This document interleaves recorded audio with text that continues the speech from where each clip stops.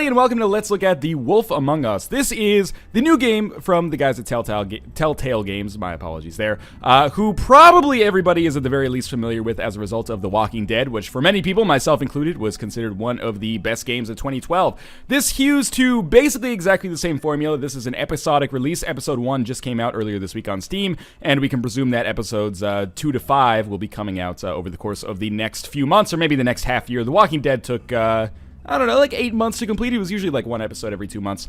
And, you know, the same kind of gameplay that we have going on here as well. But this does not take place in the Walking Dead universe, obviously. This takes place in the Fables universe, which is a DC Comics property where fairy tales, or characters from fairy tales, are all living together in kind of this cityscape among normal people who they call Mundies. And this is the result of some kind of catastrophic event that happened in the fairy tale universe. But anyway, it's a gritty, noirish kind of style here that we've got going on. It kind of feels like an old detective movie or something like that. But with a little bit more overt violence. And I'm not familiar with the Fables property at all. I've been talking too long here, but I do want to just say before we get in here that obviously this is going to be a pretty short Let's Look at, because I don't want to spoil it too much. We're probably going to play through exclusively the prologue of the first chapter, just so you get a feel for what's going on. This is a narrative-focused game, so the more you watch, the more you're going to spoil for yourself. The episode is about 2 hours long, which is in keeping with the Walking Dead style, and let's get started here. To spoil things right off the very start here. Sorry, I had kind of a weird technical glitch there. We're coming back to the Wolf Among Us here, and you can get kind of a feel for how the game starts or the narrative of the universe. Once upon a time in New York City, there lived a community of fairy tale characters known as Fabletown. The Fables who lived there arrived hundreds of years ago after they were exiled from their homelands. Through the use of a magic spell called Glamour, they have protected their secret community from the mundane world. Sheriff Bigby Wolf protects them from each other. So we are playing as essentially the Big Bad Wolf, but everybody more or less takes on a human-like appearance as a result of this, witch spell called Glamour, or, magic spell called Glamour. I'm going to be talking over a lot of the dialogue here, which is, one of the reasons that I genuinely feel like this game is better experienced firsthand as opposed to just watching videos on YouTube. Not that I would begrudge you for that. But what I was just going to say, just before I had a weird little technical glitch, was that this game does improve technically on The Walking Dead in some respects, ignoring like the fact that it's a different graphical style, and a lot of people prefer it because it's got kind of these cool, almost like Hotline Miami type neon colors, and the contrast is really nice. But beyond that, it's got save files, pardon me, which means that you can play through the game either, multiple people on the same computer, or you could play through the game a couple of times, and, the decisions that you make do impact what happens, so maybe you play through it a second time, making what you consider to be the ideal or more interesting decisions, and then run with that save file moving forward instead. And of course, like The Walking Dead, I'm assuming that everyone's familiar with like the style and structure of The Walking Dead at this point, but like The Walking Dead, the decisions you make in episode 1 are going to permeate throughout episodes 2, 3, 4, and 5, presumably. A lot of people had a slight problem with the fact that, the decisions did kind of tend to pinch in a little bit, and then everyone got funneled through what is largely the same episode 5, with a few distinct differences, but, that's kind of a necessity. So again, we're playing as the Big Bad Wolf here, and I'll probably try to shut up for some of this narrative, but I did turn on the subtitles. Bigby! Listen, mate, I know I don't look human. It's a problem, I get it. I just stepped out the apartment for just a second to see what kind of damage this drunk shit is doing. Just cut me a break, yeah? I'll get me Glamour first thing in the morning. Alright, so like The Walking Dead, we have kind of like the majority of the gameplay is just dialogue. So we can choose here. I'm looking at a 3-foot toad, no harm done, or enough excuses toad. Let's say enough excuses toad.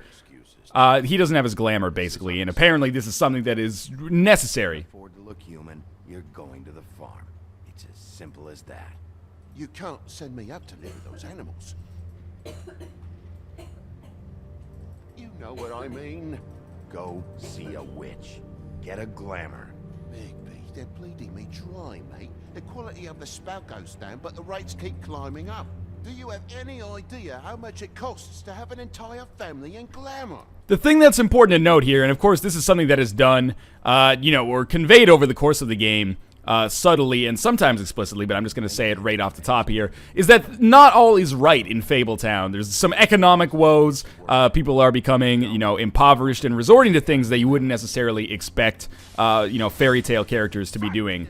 But this is, it introduces us to our character, Mr. Toad here, who will play a pivotal role in the game. And it also, perhaps even more than that, allows you to kind of define, let's head upstairs here. It allows you to define the character that you are yourself. And it's kind of neat. When I was playing The Walking Dead, I made some heartless decisions, and I did it because I wanted to act like I actually would in a zombie apocalypse, which is, you know, be a nice guy, but have basically no mercy if there's some kind of situation that happens where potentially the group could be in danger. But in this game, things are a little bit less, like, immediately dire, so I act with a little bit more empathy, and that's going to come down to a person-to-person basis. But it was interesting to me. One of the most interesting things about this, contrasted with The Walking Dead, was how different I acted, because I really do feel like the characters. This has the same pedigree of, you know, writing and kind of narrative as The Walking Dead did. In fact, a lot of people...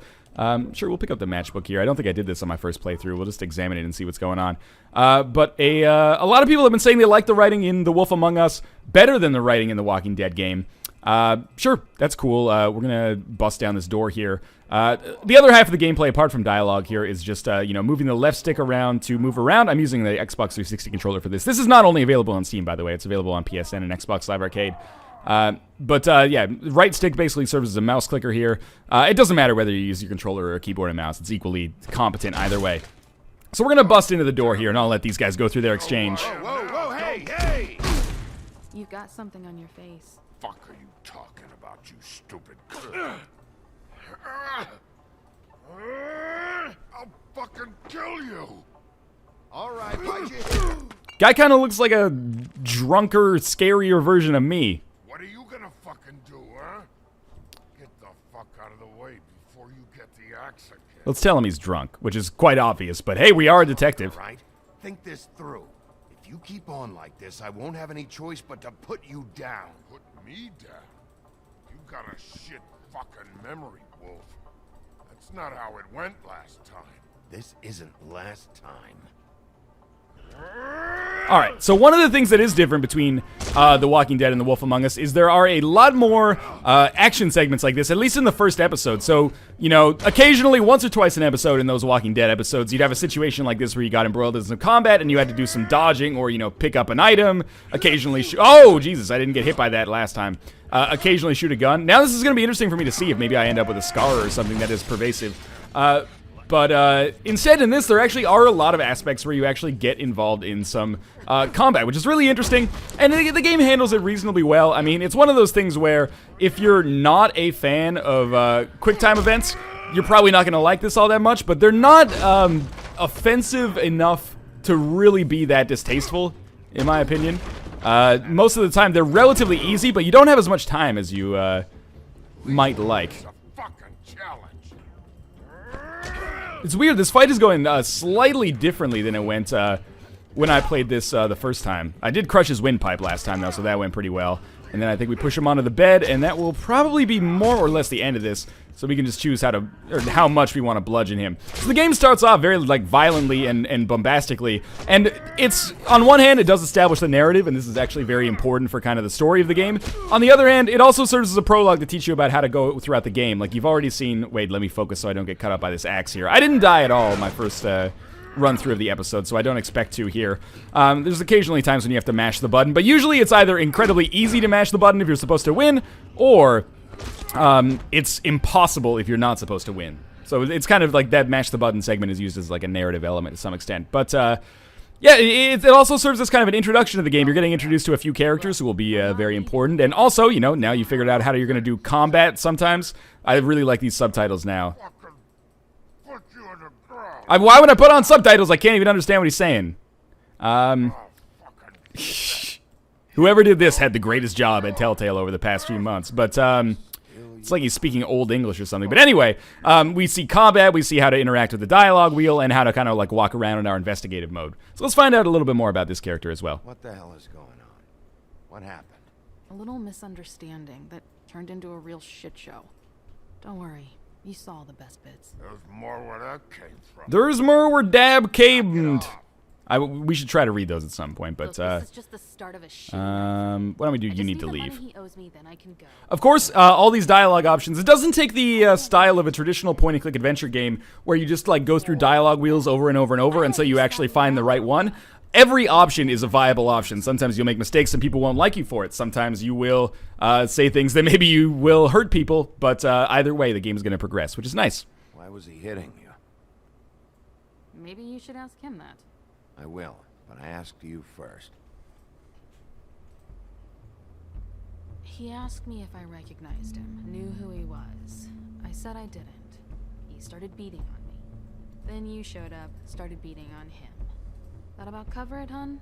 I'm the woodsman. I'm the woodsman you were. Saved Little Red Riding Hood from this monster.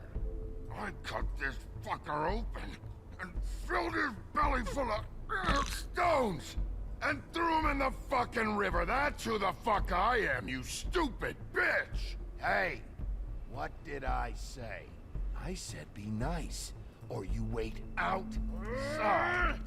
All right, so that guy's a jerk. We're gonna go through some combat here outside again. I believe there is a part here where we mash the button and fail, which will kind of convey, hopefully, what I was talking about with the game earlier. But anyway, it's weird to do a Let's Look at of a game like this, because I don't really have anything negative to say about The Wolf Among Us. The thing that a lot of people are not going to like is that there's no way to buy one episode at a time on the PC version of the game, at least. You basically are buying the entire season simultaneously for like $22.50 or $25 if it's past the opening week sale.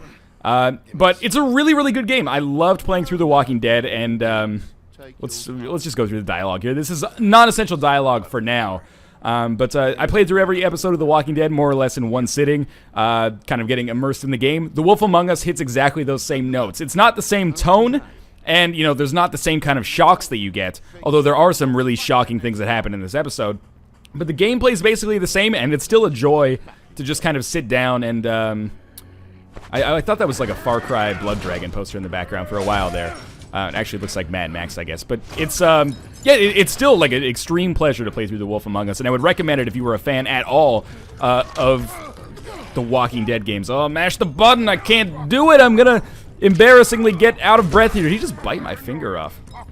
Alright, so what he's trying to do here, to spoil it, is try to get me to turn into a wolf, which I'm not gonna do, even though that makes me a big coward. But in any case, one thing that's important to convey here is that fables are extremely hard to kill, which is why, despite being, you know, thrown through a plate glass window or getting an axe embedded in your head, these characters are not going to die.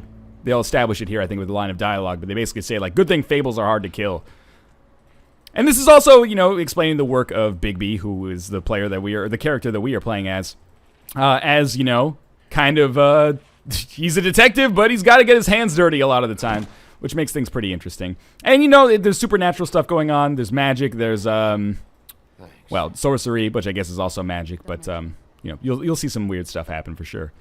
I'm just getting what he owes me. It also really felt like, compared to the episode, the first episode of The Walking Dead, shit moved really, really quickly in The Wolf Among Us, which I like that about it. There was like a lot of momentum, and whereas kind of The Walking Dead narratively sort of felt like every episode had like one big like surprise moment, that happens multiple times in the course of the first episode of The Wolf Among Us. I'm not, you know, it's way too early to say that The Wolf Among Us is better or worse than The Walking Dead, but what I will say is that I'm more impressed with the first episode of The Wolf Among Us than I was with the first episode of The Walking Dead. Back when The Walking Dead first... I'm going to let her do this, of course. Back when the first episode of The Walking Dead came out, everyone, I think, kind of expected it to be, you know, maybe on par with the Back to the Future games that Telltale made, which were considered a little bit less good, obviously, or less well done than The Walking Dead. So episode 1, the praise was sort of muted, but good. And then by the time episode 2 and 3 came out, and they continued to be awesome, people really kind of got on that bandwagon in a... Not to be negative by calling it a bandwagon, but... you know, they got involved with the series, and I'm sure that most of them are glad that they did. The Wolf Among Us, I think there's more reason to be confident right here, because, you know, this is Telltale's, what, like 6th time that they've kind of knocked it out of the park episodically here. Although I didn't really like one of the episodes of The Walking Dead game that much. But anyway, we'll just give her the matchbook here. And we are coming close to the end of the prologue here. I don't know how much more I want to show off, because obviously if we do a half-hour-long episode, that's like 25% of the game's content. And, you know, I'm sure there's a number of Let's Plays you could just go watch on YouTube if you want to, you know, spoil the entirety of the game for yourself, but that's not what I'm interested in doing. Not that I begrudge those people, or the people who want to watch it, of course, but just to nip it in the bud, I won't be doing a Let's Play of The Wolf Among Us. Let's let these guys talk for a bit. Hey, you like my ribbon? Stop changing the subject. If you don't answer my questions, I can't help you. I'm answering them the best that I can. So you might have seen that she'll remember that part that came up there. That's a holdover from The Walking Dead, where basically, I like that they have it in the game because it allows you to see when Because the dialogue, it doesn't have like a get ready, this is going to be an important moment thing. You're just having a conversation, but occasionally you say something and then you realize that your conversation has some unintended consequences, whether positive or negative, which is nice. There is a way to play it in like full immersion with the I like how Toad's license plate says totally. I didn't notice that on my first try. Sure, we'll just continue to go through the motions here with dialogue. And going through the motions sounds like it's negative, but it is just like, you know, we'll let this play in the background while I talk a little bit more about the game. But yeah, there is a way to play like full immersion with like all of the HUD elements turned off. That's the only real HUD element, but I prefer it this way because I like to be aware of when my conversation has consequences. Because otherwise, it can be a little bit hard to tell maybe how the things that you say affect people. It's nice to have some kind of explicit kind of notification of that. So, you know, if in case you missed it because I'm blathering over top of it like a goddamn fool, she is a prostitute, and we're deciding whether or not we could give her some money or not. I'm going to be a nice guy and give her some money. We don't have enough, and this is a decision, again, that seems relatively minor and not to spoil it, but this does have some implications later on in the game, even though it doesn't necessarily say it right here. But that's the most I'm comfortable spoiling, and it's not even a major spoiler, so never fear. So I believe after this point, we will basically get in a taxi, and we will leave back to our own apartment. And that might be the end of the prologue. The woodsman, however, is not dead. He will come back and be a very, very major character. And the core of this narrative is that essentially, you know, again, this is kind of a spoiler for the setup of the episode, but there will be a murder in Fabletown, and we'll be the lead investigator, essentially. And this is like the first, there hasn't been a murder in Fabletown in 69 years, all right? So we've got to, you know, investigate that and choose whether to notify the public, which might freak them out and cause a panic, or choose whether to keep it hidden and, you know, thus maybe face some more difficulties in our, investigation. They're establishing kind of like a romantic subplot between the prostitute character and Bigby here as well. He says he cleans up nice, which, yeah, he's a handsome-looking dude. I can understand that. He doesn't look that wolfish, but that may or may not change throughout the course of the episodes that we have here. And that line that she said that I just talked over is actually pretty important because it establishes that Bigby has a reputation amongst the people in Fabletown for maybe being kind of an asshole. But, you know, it's better to be respected than loved, I guess, if you're in a position like that. So, this may or may not be the end of the prologue segment here, but this is about as much as I am comfortable kind of showing off by this point of the game. I think I've probably conveyed my opinion on The Wolf Among Us adequately so far. Basically, if you were a fan of The Walking Dead, pick this up. I can't imagine that there are very many people out there that are watching this that did not play through The Walking Dead themselves, so or at least they're not familiar with it in any respect. But if you were kind of into that game, you'll be into The Wolf Among Us as well. Definitely, I look forward to the future episodes coming out. It's a difficult game to play and talk at the same time. Play and talk about, I should say. Cool opening credits sequence here, too. It really demonstrates that although the games The Walking Dead and The Wolf Among Us look very, very similar. Once you actually get into it, there is kind of a different artistic style that happens. You know, everything has kind of its own unique kind of aesthetic look as opposed to The Walking Dead, which just kind of looked, you know, it looked like it looked. Whereas this, there seems to be some more artistic direction that is a little bit more unique. But anyway, if you like The Walking Dead, pick up The Wolf Among Us. This is a game that I would more or less classify as a must-buy if you at all enjoyed The Walking Dead. Basically hits exactly the same notes for me, and in a very positive way. But as always, thanks for watching. We're going to get out of this before I spoil too much more. As always, if you enjoyed the video, make sure to click the like button. Helps me out a lot. There will be a link in the video description below to pick up the game on Steam. You can also pick it up on XBLA and PSN. But you can navigate to those store pages for yourself. Also, looking forward to seeing comments to let me know what you liked or did not like about the video, beyond just me blabbering on out of control. And of course, subscribe if you want to see more first impressions of games like this in the future. As always, thanks for watching. Hope you enjoyed the episode, and I'll see you next time.